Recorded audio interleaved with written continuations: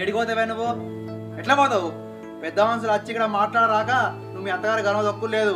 ఏంటో పోతాడ పోతుంది. నేను కూడా అదే చెప్తాను రా. మళ్ళీ పోతే ఏం విలుగుంటుంది చెప్పు దీనికి? పోవు లేదా అక్క నువ్వు? మొత్తానికి భయం. ఎన్ని మాటలు మాట్లాడాడు మర్చిపోయినావానే? నిన్ను ఆ ఇంటికి సాదుకోమని ఇచ్చినావా సంపుకోమని ఇచ్చినావా? నీ మీద చేసేంత అవసరం బావకేమొచ్చిందే?